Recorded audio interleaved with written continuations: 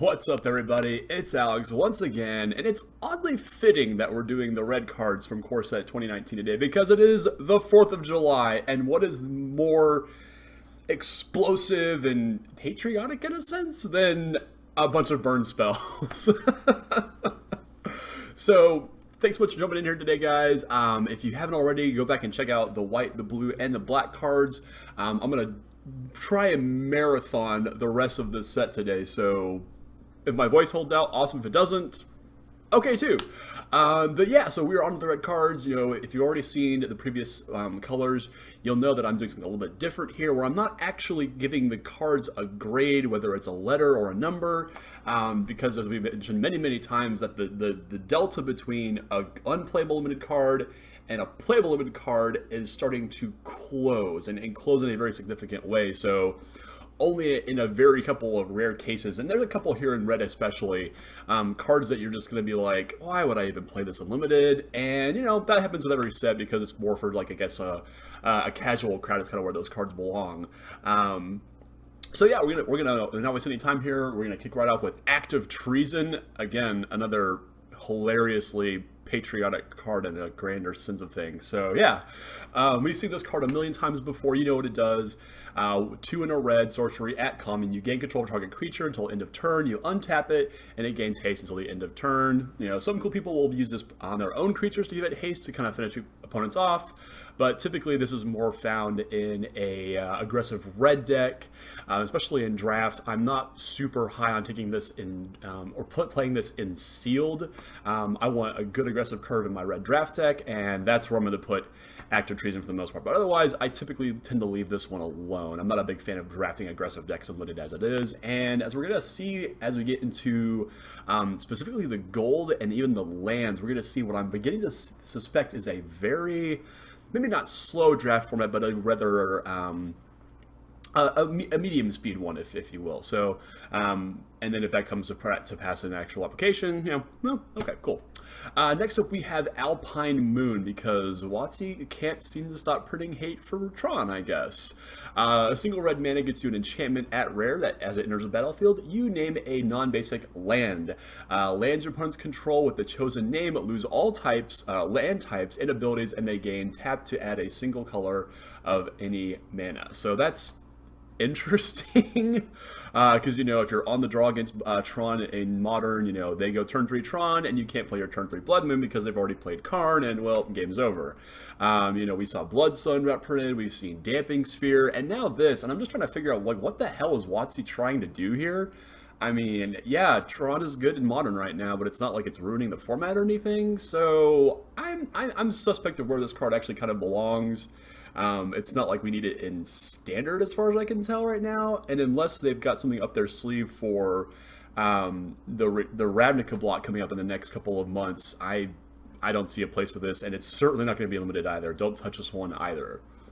Much like our next card, this is Apex of Power. This is the third of Nicol Bolas's sort of return to power moments here. And for 7 red, a full 10 mana, Jesus, you get a mythic rare sorcery that exiles the top 7 cards of your library, and until the end of your turn, you may cast non-land cards exiled this way. If the spell is cast from your hand, add 10 mana of any one color. Holy crap. Yeah, you have zero reason to play this in limited. This is clearly designed for the casual commander crowds out there, which, you know, you gotta have cards like that in every set, but this is not something I would draft or build around in sealed. Leave this one behind, 100%. Next up, we've got Banefire. I used to cast this card in Conflux, so it's the Shards of Alara. This came out in Conflux originally. And this is like Wizards saying, you know, we're sick and tired of blue-white control being a thing. Although this might go into, like, Jeskai decks at some point, too. I don't know. But for X in blue, or X in a red, you know, sorcery at rare that deals X damage to any target. And if X is 5 or greater, this spell can't be countered and the damage can't be prevented. So mid-rangey black-red decks, like Jund, if that comes back in the near future, this will be the finisher of choice here. And I guarantee you will die to this in limited. I will happily first pick this. just as a decent burn spell, because it's, it's a variable cost here, so you can just make it do however much you need it to do, which is really cool here. So yeah, Banefire is super sick. It's a great card, and Sarkin like putting his hands together to do the Dragon Kamehameha wave is pretty dope as well. So Banefire goes in pretty much any red deck I'm playing. Use it to kill a creature, use it to kill your opponents, whatever you need it to do. It's Banefire. And let's move right along. We've got the Boggart Brute. 2 in a red gets you a 3/2 Goblin Warrior at common with Menace. Good old-fashioned bread and butter magic cards. Good in aggressive red decks, good in, pretty much any red deck. To be honest, like again, we've talked about how things are just kind of narrowing in terms of what is playable and not playable, and this is a really good example of that. It's good aggressively because it can beat down, it takes a couple blockers to actually stop it. If you've got a combat trick, it makes it even better. There's a lot to like here, and just creatures with Menace are typically very, very good. Evasion in general is very, very good in limited, so don't sleep on this guy. Don't take him highly, obviously, but mid-pack or late in the packs when things are starting to dry up, I can see taking Boggart Brute here in draft pretty highly, and I'm more than likely going to play him in my sealed decks as well.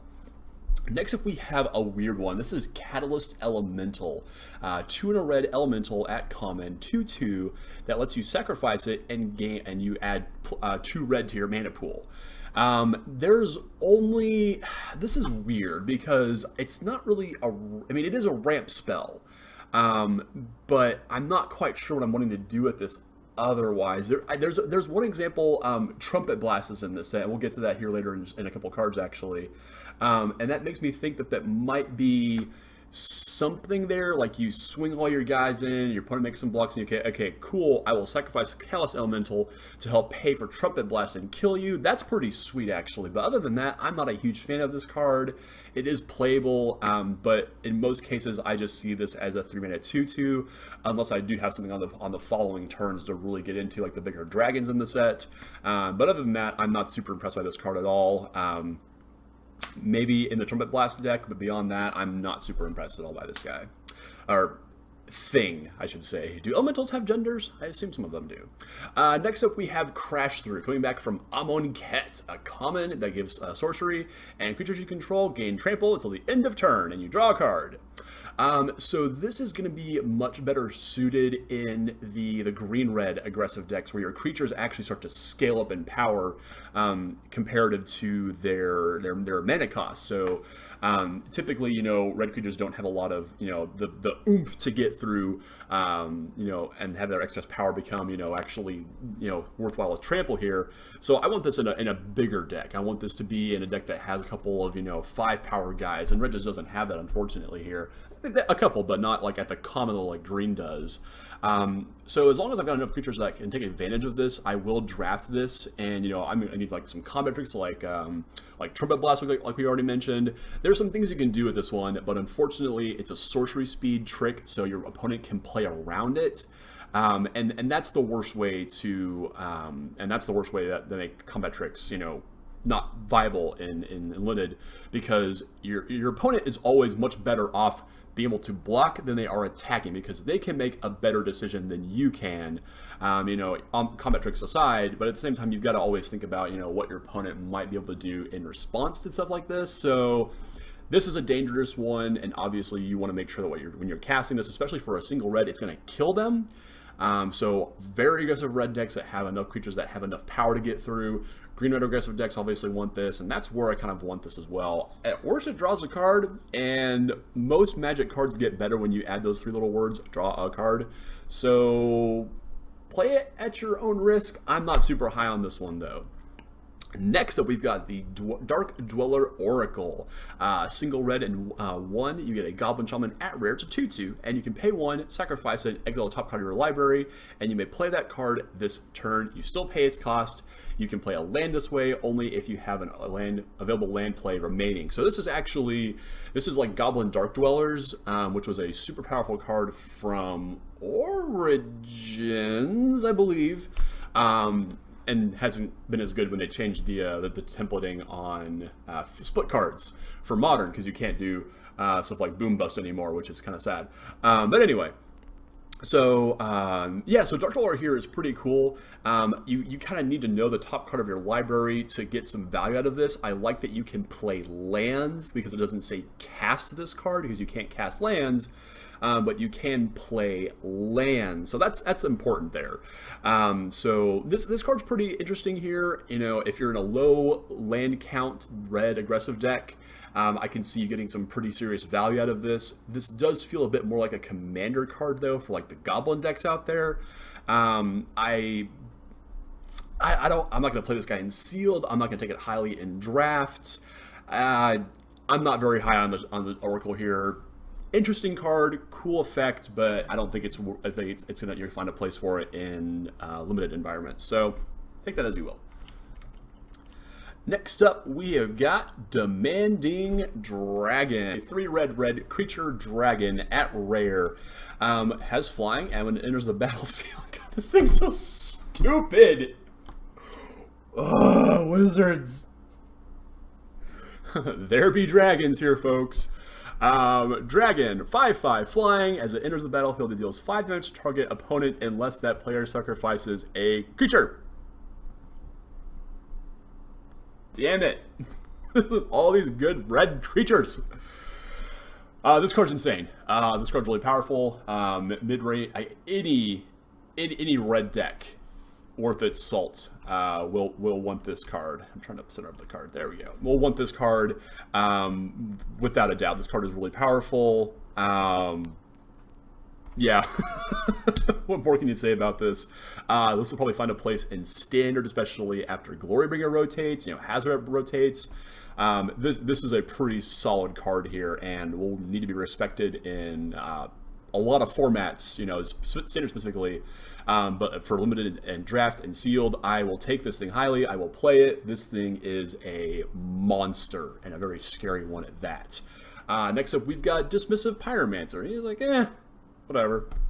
1 in a red, 2/2 human wizard at rare. You may tap him and red and discard a card to draw a card. That's pretty sweet. And then you can pay 2 in a red and him, sacrifice it, and deal 4 damage to a target creature after sacrificing. Burn, keep. Oh, I love it. He's like, burn this book, burn that book, keep this one, burn that book. I love it. This is such cool flavor here. This card's actually really cool. I like this guy in a very aggressive red deck. It sucks that it can't go to the face or a planeswalker, but you know, that's just how wizards are rolling these days. But good card advantage in red is really hard to come by, and this guy is just a stream of it. And as long as you've got cards to work with, you know, late game when you're drawing extra lands, pitch those to the Pyromancer here and just keep fueling your hand. So I will play this, I think, in any red deck that I've got, be it draft or sealed. This guy's really powerful and acts as a combat trick, you know, as a last ditch effort for it to get through. Really cool stuff here. I like Dismissive Pyromancer a whole lot. Do not dismiss this one. That was forced and bad. I'm sorry. Next up, we have Double Cast. Red, sorcery, uncommon. When you cast your next instant or sorcery spell this turn, copy that spell. You may choose new targets for the copy. Okay, so you cast a spell. You cast Double Cast, and then yeah. Typically, like, these are instant, and they're like fork effects. I think this is the first one that's actually a sorcery that sets up the next spell, which is actually kind of cool. It's a new templating design here for fork effects. Unfortunately, I don't know if this is going to be any good to like set up bigger turns where you're casting, you know, multiple removal spells. You're in red, heavy red at that, so you're gonna need a lot of red mana to work with, and then you need even more mana to fire something off. Like this is at minimum like a 4 mana play to take out 2 things. Like you have something like Lightning Strike, or maybe like, you know, Trumpet Blast, which is kind of neat. But yeah, this card's really strange. I'm not sure what I'm wanting to do with this. You're not really. Yeah, this one's weird. I'm gonna leave this one in the box, be it draft or sealed. I'm not gonna play this one at all. This one is strange. There's probably a home for this somewhere, but I'm not gonna try and dissect that right now. Next up, we've got Dragon Egg. I love Dragon Egg. 2 in a red, uncommon, 0/2. literally dragon. Like, its type is also what it is. Neat. Has defender, which means it cannot attack, and when it dies, you make a 2/2 red dragon creature token with flying that has pay a red to give it +1/+0. So fire breathing. This is literally a 2-for-1. I love cards like this. In really any red deck, maybe not so much the aggressive red decks where if they, they might not give you an opportunity to help this thing die. But if you have like a sacrifice effect, there's plenty of cards in this set that say, sacrifice a creature and do something. I can see some value in it there. So yeah, this is pretty cool here, and I do like the fact that it's a good early blocker in a more mid-range as black, or maybe red deck, maybe like a red-black or red-green in some, maybe red-blue in some cases. And just giving you that value of the dragon token that can just, eventually literally one-shot your opponents if the game goes long enough and you have enough mana to pump into the token here. So pretty cool card. I like seeing stuff like this, bread and butter Magic cards. And again, this is a good demonstration of, cards that play both offense and defense depending on what point of the game is in. And I like cards that do that quite a bit. So moving on, we've got Electrify, because we can't have good burn spells anymore. I digress. 3 in a red. This comes back to us from Amonkhet, actually. 3 in a red, instant at common. It deals 4 damage to target creature. I will take this over most bad uncommons that I'm not a fan of. This is first pickable removal here. Even though it can't go to the face, so it's fine, but, red's burn spells have typically just gotten a lot worse in recent years. The days of Lightning Bolt are gone. Occasionally we'll get like Magna Spray back. We still got Lightning Strike, Stoke the Flames. God forbid they ever print that again. How cool would that be? But yeah, Electrify is perfectly fine here for your aggressive red decks or your red controlling decks. You need to think ways to kill creatures unlimited, and this is going to do it. Much like our next card, because typically red can't kill big stuff, and so this is how they do it. For red, uncommon sorcery. This is Fiery Finish that deals 7 damage to target creature. Your red aggro decks will not touch this. That is far too much mana to cast for a spell of this size, caliber, whatever.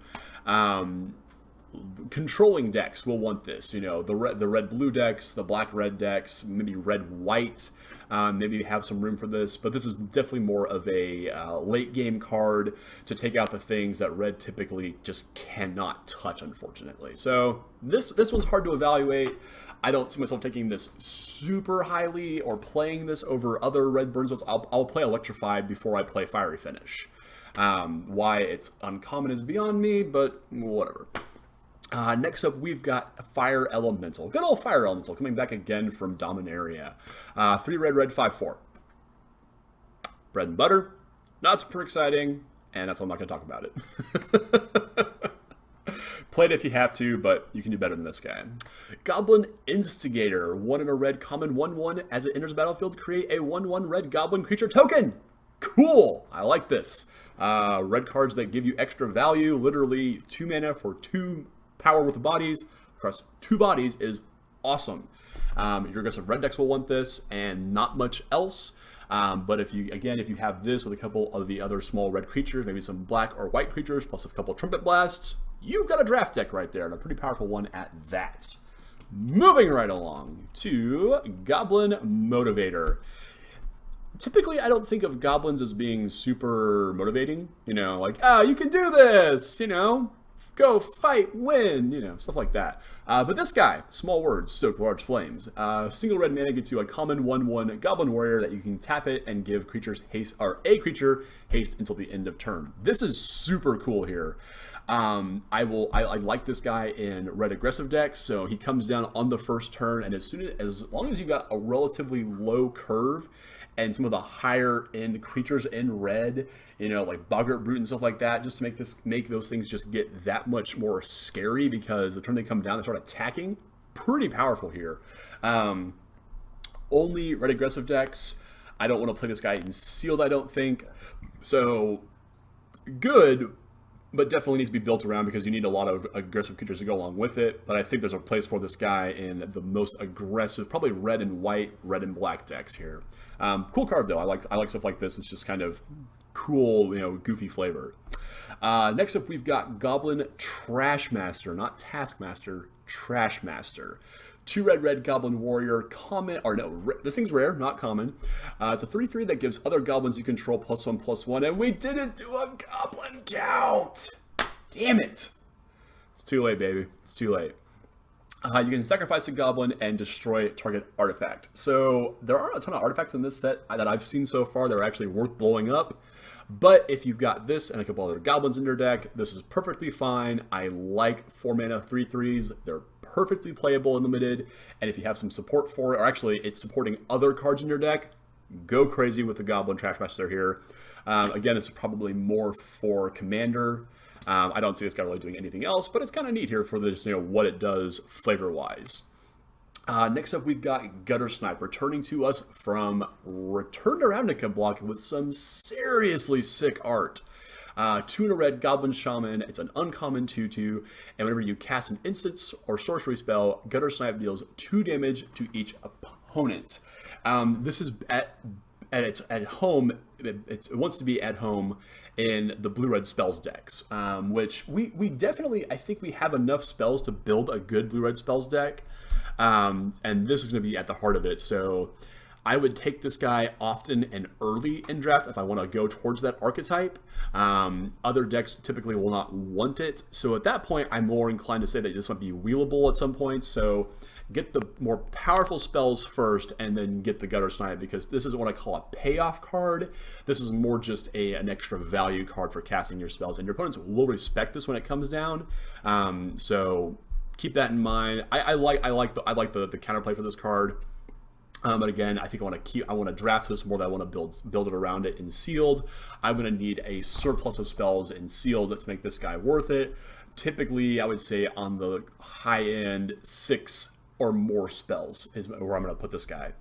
Next up, we have Havoc Devils, 2 red 4/3 with Trample. This is a great example of a card of something that is the top end of your red aggressive decks, or even sort of like middle of the curve for your red sealed decks as well. This is a great sort of like plays both end of the spectrum kind of card. 4 mana 4/3. Awesome stats, especially for common, and just having Trample is also really good as well. So this is a good card to get off of like Goblin Motivator on turn 4 to get through those last points of damage on your when you're playing game in draft, and that's where I'm going to like this guy the most. Maybe not so much in sealed, but I definitely see a home for him on both sides of the fence there. Next up, we've got the Hostile Minotaur, 3 and a red 3/3 with haste. Bread and butter magic cards here, people. Nothing really exciting about this guy. Play it in your aggressive decks, play it in your sealed decks. He's a curve filler at best, and does a pretty decent job of it at that. Again, we talk about 4 mana 3/3. That's kind of like the baseline of where that's about as I want to get a 3/3 at least for my 4 mana at common, and that's kind of where I set the bar for myself. So perfectly playable, but not super exciting either. This next guy, though, Inferno Hellion. I mean, we've seen a couple of Hellions, and they all look like this. I'm pretty sure this is just another angle of another Hellion card. 3 and red uncommon with Trample, 7/3. Beginning of your instep, if it attacked or blocked this turn, its owner shuffles it into their library. It's kind of cool. It's kind of like Tremors, I guess. Am I dating myself with that reference? But yeah, this is a pretty cool card here. If it had haste, I think it'd be a lot better.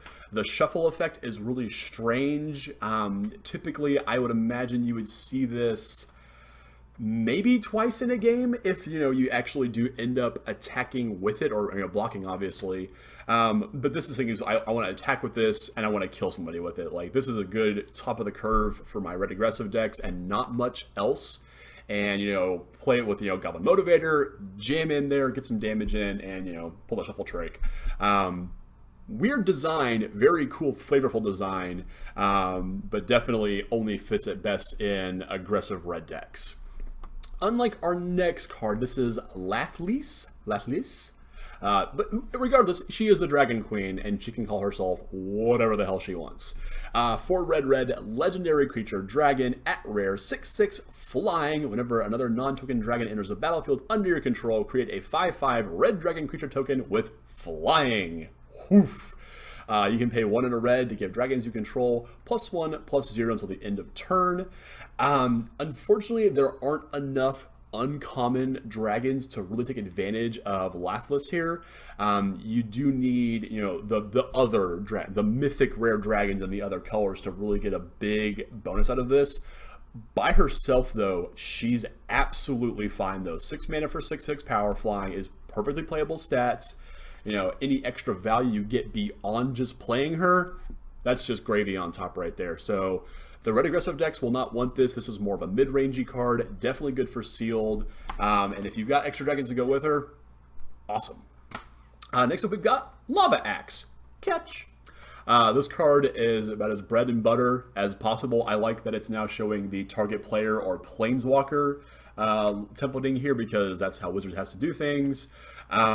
This is the reach in the red decks that you need sometimes when, let's say that your first salvo of attacks didn't quite get there. This is how you get the game over with. When they've killed all of your guys and you're like, well, I've got a bunch of 2/2s and they've got a bunch of 6/6s or whatever. They're just so much bigger than my board is. You draw Lava Axe and kill them. This is pretty cool for that reason alone. Draft, I like it in for red aggressive decks, and maybe I play this in sealed, but I typically want to have a little bit more of a flexible answer or a threat when it comes to my red decks here. It's playable, but it's a little bit narrow in my opinion. Next up, we've got more horsies. This is the Lightning Mare. 2 red mana gets you an elemental horse at uncommon that cannot be countered, cannot be blocked by blue creatures, and you can pay 1 in a red to give it +1/+0 until the end of turn.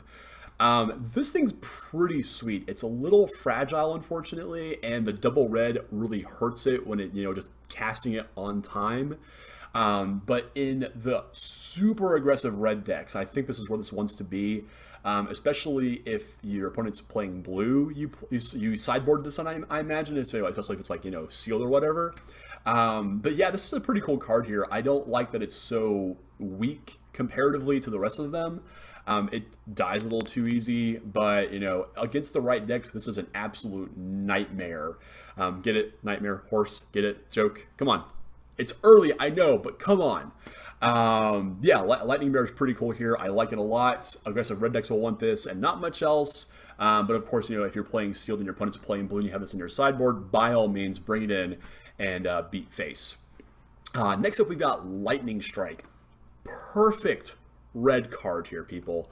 We can't have Lightning Bolt anymore. I get that. I understand we can't have Lightning Bolt anymore. That pains me. That's what we have Modern for, though. So yeah, Lightning Strike, 1 in a red, instant, uncommon, deals 3 damage to any target, planeswalker, creature, opponent, whatever you want. This is first pickable red removal, regardless of the format. This will always be a good card here. I will take this over most rares in this set. So this is just a really powerful effect. I like having cards like this that are obviously premium red removal. It's up there with Murder out of black. This is the best, I think, red removal spell in the set. And first picking this is not an issue. Play this in all of your red steel decks. Any red deck you draft, you will always want to play Lightning Strike. Next up, we've got the Onake Org, 2 in a red, common, 4/2, vanilla. Underwhelming, if anything. This is one of the few cards that I like that has the press the line, hold the line, the trample red sorcery. The one that actually plays well with that card because its stats are obviously skewed one way or the other, power being the preference here. So stuff like this, there's a room for in aggressive red decks. It's kind of where red wants to be. But outside of that, I'm not super excited to play cards like this. It's not really my style when it comes to sealed or draft. But red aggressive decks will absolutely want a couple copies of this, and then a couple copies of some pump spells to get through with the damage. If it had menace, that'd be better. But you can't get everything that you want. Next up, we've got our. I wish this guy was better. This is Sarkhan Fireblood. When I first saw this guy spoiled, I was like, 3 mana planeswalkers? Hell yeah! So let's break Sarkhan down here. 3 loyalty, mythic rare, legendary planeswalker Sarkhan, +1. You may discard a card. If you do, draw a card. Not bad. Rummage effects, the reverse looting where you discard and then draw, perfectly good in limited, and I think that's where Sarkhan's best abilities really are. +1, also +1, you may add 2 mana in any combination of colors. Spend this mana only to cast dragon spells. There's a lot of dragons in this set at Mythic Rare. And a couple here at Rare, and I think there's one at Uncommon, actually. I don't think you're going to use that ability all that often. I could be wrong. But yeah, this card is, super power. That's a really powerful ability if you have other dragons. If there's a dragon deck in Standard, I can see it going in there, but not really anywhere else. And his ultimate ability, -7 to create 4 5/5 red dragon creature tokens with flying. What is 4 × 5? 20. Yeah, it's a one-shot kill if you untap with said dragons. So yeah, Sarkhan's really interesting here. He's simply a card advantage engine in limited. He kind of sucks when you're out of cards and you can't really draw any more cards with him. At that point, you're just plussing him for the value to try and get to that ultimate. If you're lucky enough to get a couple dragons, his other ability, the other plus ability, is perfectly serviceable. But again, much like Liliana, Untouched by Death, I don't think there's really room. There's more room for Sarkhan than there was for Liliana in this limited environment, unfortunately, because of the +1 ability to draw the cards. But beyond that, I think he is much better suited for Standard. If there's a dragon deck in Standard, I'll be really cool to see that. But beyond that, you've got to have, other cards to make Sarkhan even better.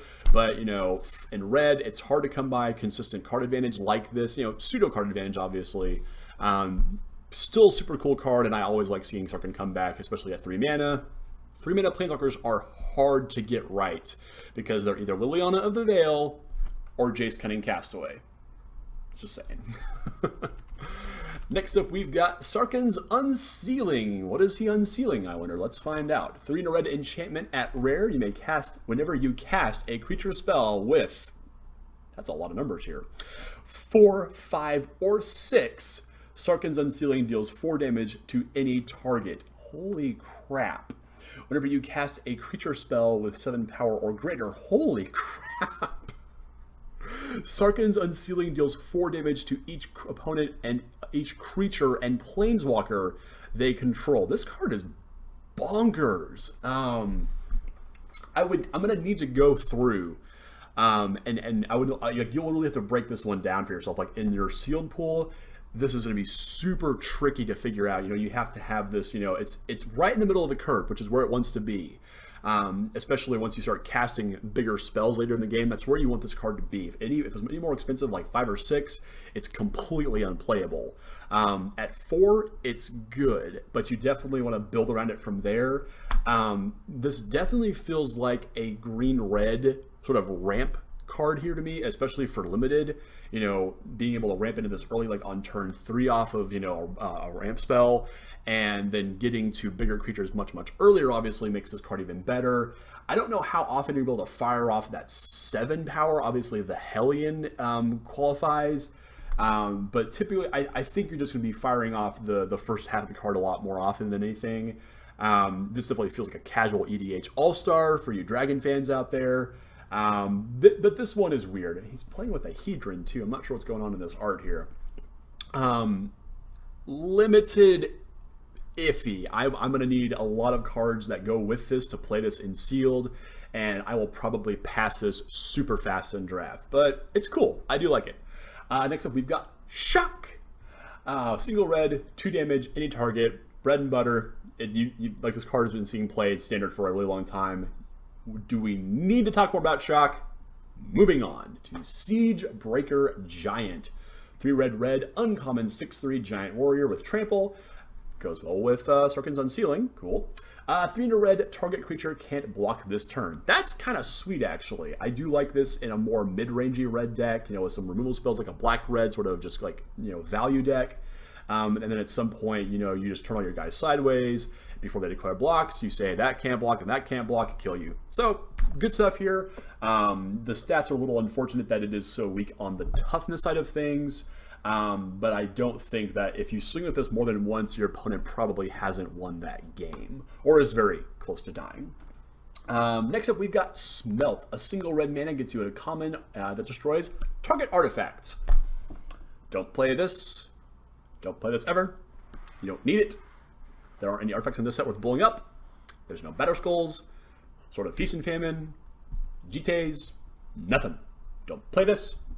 Moving on to, surprisingly, a common dragon, so I misspoke for Sarkhan. You might actually be able to get this guy with Sarkhan in your pool. 3 red flying dragon, obviously. Common 3/3. As it enters the battlefield, you may pay 2 in a red, and when you do, it deals 3 damage to any target. So this is actually kind of cool.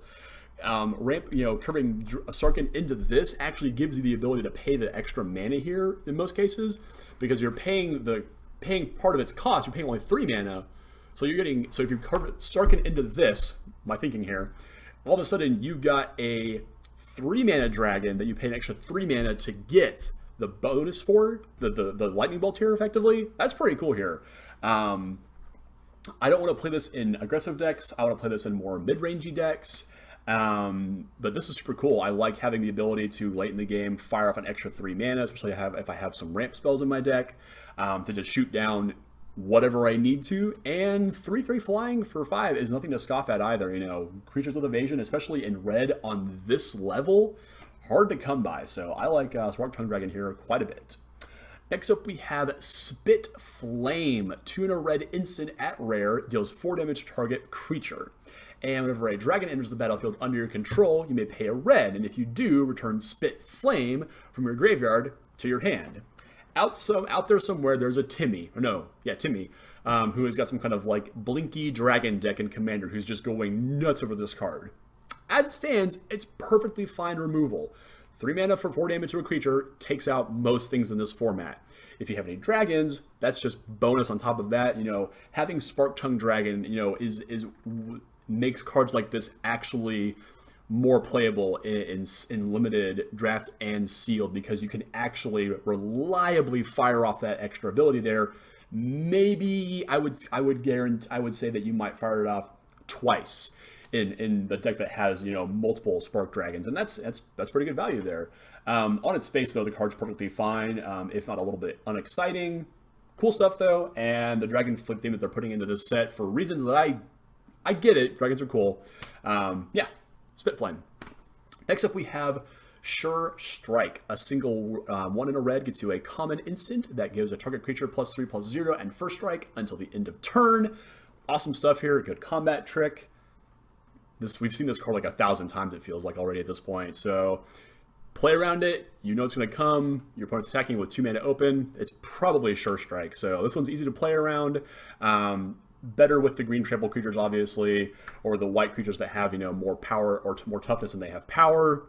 Cool combat tricks here, and one that you should always kind of play around as well in this format.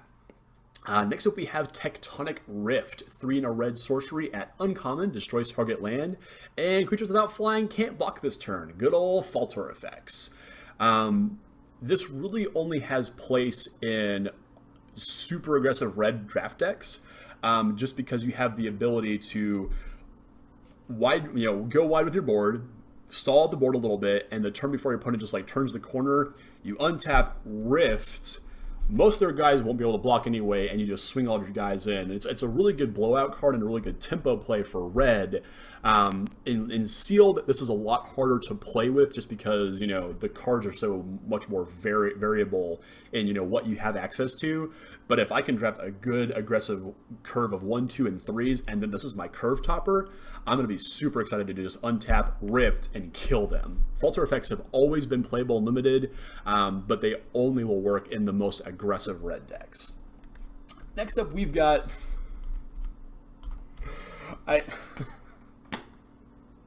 Thud. A single red mana sorcery, uncommon. You sacrifice a creature as additional cost to cast this spell, and it deals damage equal to the sacrificed creature's power to any target. So this is Fling. This is pretty neat, actually. I like this card. The fact that you can just use this to kill your opponent is pretty cool. The fact that it's in red, it's obviously where it needs to be. I don't know how many times you'll be able to kill somebody with this. Maybe, post-combat. Post-combat modern. Post-combat combat tricks. It's coming back, guys. To just kill your opponent is pretty cool. It's a goofy card. I imagine that at some point I'm going to die to this unlimited, and that's going to be okay. And it's just going to be like, ugh. That's what it is. Yeah, it's playable. If you have enough creatures that can take it, if you have enough creatures that have relevant power to kill your opponent, awesome. Throw a dragon at your opponent, for crying out loud. Next up, we have Tormenting Voice. 1 in a red sorcery at common. As an additional cost to cast this spell, discard a card and then draw 2 cards. This returns to us from Khans of Tarkir block. That's good old Sarkhan going a little crazy. Yeah, this is great for red decks who have drawn excess lands and just need to filter into their deck a little bit deeper. Powerful stuff here.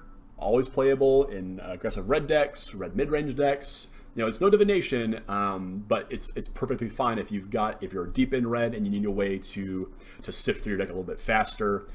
Don't want a bunch of copies of this, but I'm happy to pick this up more like midway through the pack just to keep my my options open, the cards flowing. And in sealed, if I'm in black-red, if I'm not playing the black divination that sacrifices a creature, this is a pretty good alternative there. I think all of the colors pretty much have a good card advantage engine, and it's good to see that red has this one represented as well. Next up, we've got Trumpet Blast. This is the card that will kill you out of the red aggressive decks.